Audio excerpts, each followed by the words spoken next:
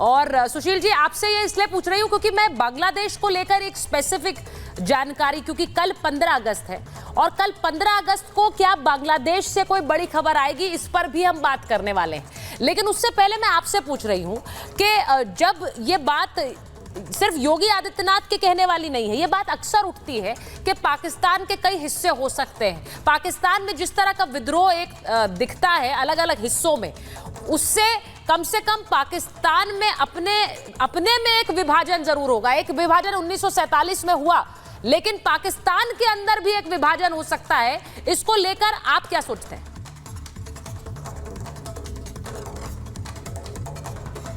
नमस्कार सुचरिता जी, मेरे fellow panelist को भी और आपके दर्शकों को भी। 14 अगस्त का दिन 1947 में वो दिन है जब एक पाखंड के रूप में पाकिस्तान उभर कर आया। पाकिस्तान को बनाया गया कुछ खास हितों की, कुछ खास इंटरेस्ट की सर्विसिंग के लिए, सेवा के लिए। और जैसे जैसे वो इंटरेस्ट पूरे होते गए और पाकिस्तान की अहमियत कम होती गई, पाकिस्तान को टूटना फूटना और अपने ही बलबूते पर किसी तरह खड़ा होना, लड़खड़ाना, इसके लिए छोड़ दिया गया।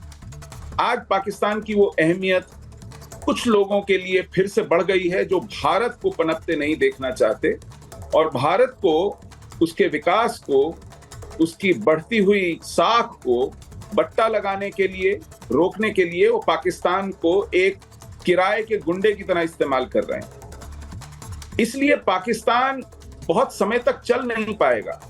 उसका अपने बूते कोई वजूद बने, इसमें पाकिस्तान खुद इंटरेस्टेड नहीं है।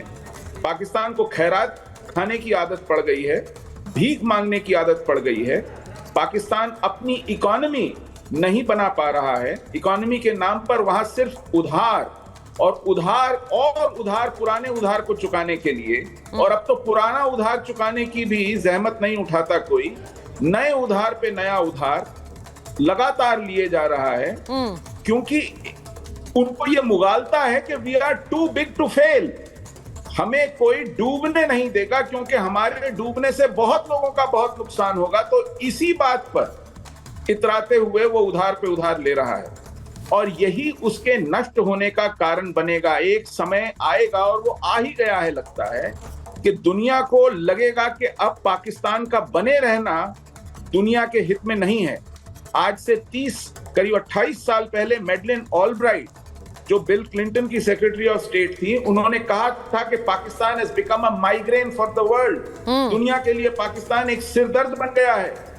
और फिर आज से लगभग 10-12 साल पहले हिलरी क्लिंटन ने पाकिस्तान आकर पाकिस्तान को ये नसीहत दी थी कि अपने पिछवाड़े में सांप पालना बंद कीजिए। जरूरी नहीं है कि ये आपके सिर्फ पड़ोसियों को ही डसेंगे। बिल्कुल, और वो सबको याद है। उससे भी आगे नाक के ऊपर पानी निकल गया है। बिल्कुल, आपने हिलरी क्लिंटन के बयान की याद दिलाई सुशील जी, जब हिलरी क्लिंटन ने कहा था कि वो सिर्फ आपके जब when you have snakes in your backyard, वो आपके पड़ोसियों को ही नहीं डसेंगे, वो आपको भी डसेंगे। लेकिन इस वक्त ऐसा लग रहा है कि हमारे जो पड़ोस में देश हैं, उनमें एक तरह से सत्ता का स्थायित्व नहीं है।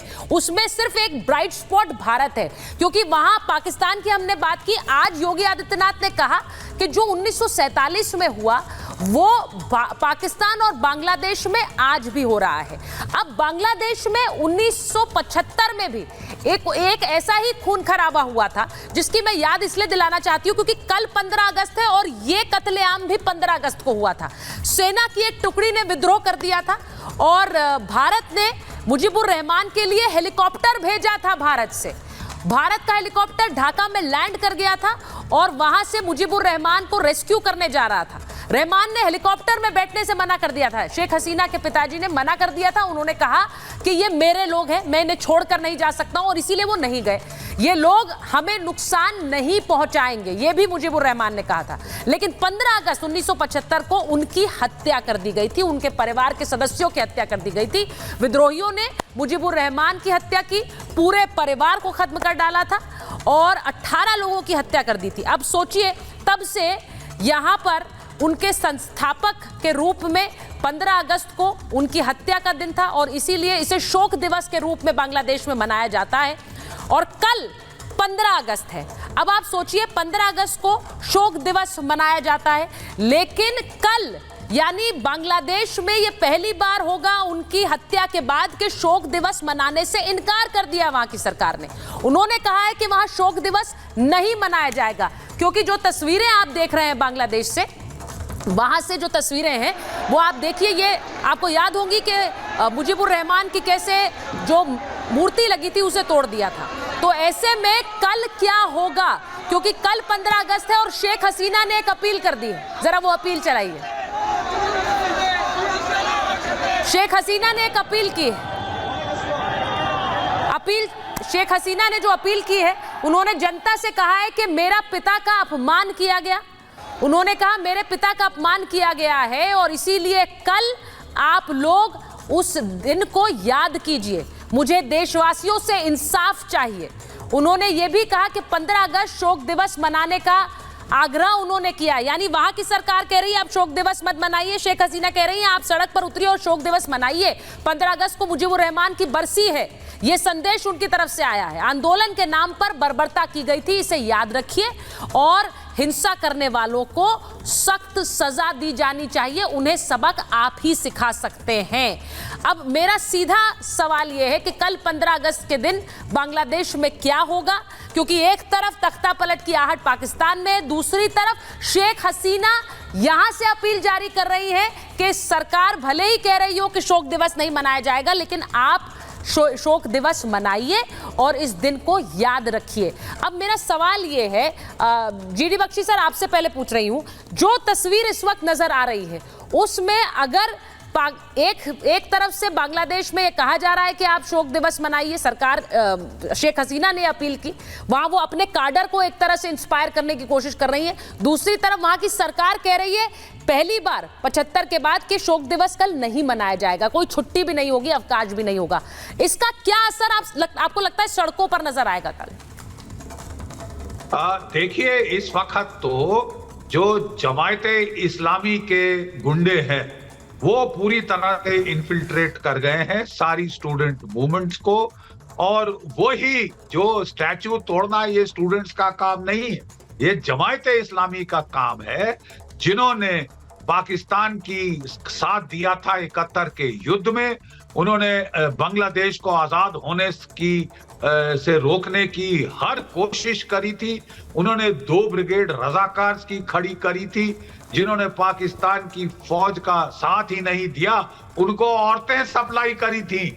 ये तो इनकी खसूसियत है साहब, ऐसे हरामखोर लोग हैं, ठीक है। और अब वो दिखाना चाह रहे हैं कि पाकिस्तान में क्या कहना चाह रहे हैं कि बांग्लादेश के लोग चाहते हैं कि उनका विलय पाकिस्तान में हो जाए, एक फटीचर पाकिस्तान जिसको वो देख रहे हैं इकोनॉमिक तबाही की कागार पे है। अरे साहब, इतने पागल नहीं है वहां के लोग। बांग्लादेश के लोग बहुत पढ़े लिखे लोग हैं, बड़े वो जानकार लोग हैं, और जैसे ही ये तमाशा खत्म हो जाएगा, देखिए वहां पे ये मोहम्मद यूनुस साहब अमेरिका के चहेते पैराशूट किए गए हैं वहां पे राज संभालने के लिए। और जैसे बगदाद में अमेरिका ने क्रेन लगवा के सद्दाम हुसैन के स्टैचू गिराए थे, उसी तरह वही प्लेबुक प्ले की जा रही है कि यहाँ पे स्टैचू मुजीबुर रहमान के गिराए जा रहे हैं, गाली गलौज उनको दी जा रही है जिन्होंने देश को आजाद किया। तो ये जमायते इस्लामी के गुर्गे कहना क्या चाहते हैं कि उनको आजादी मंजूर नहीं, कि वो गुलाम रहना चाहते हैं, वेस्ट पाकिस्तान के कॉलोनी बन जाना चाहते हैं फिर, ताकि वो जिहादी बगावत कर सके, जिहादी उन्माद कर सके, तोड़ फोड़, आगजनी, एनार्की, जिहादी एनार्की। जिहाद चाहिए हमें इकोनॉमिक प्रोग्रेस नहीं चाहिए। तो इसीलिए मैं जरूर हम देखेंगे कि कल क्या असर होता है। लोग कुछ डर गए हैं, वहां के लोग कुछ डर गए हैं इस एकदम के जो हजूम हुआ है, बट क्या उनके have they regained their wits, ये कल देखना होगा।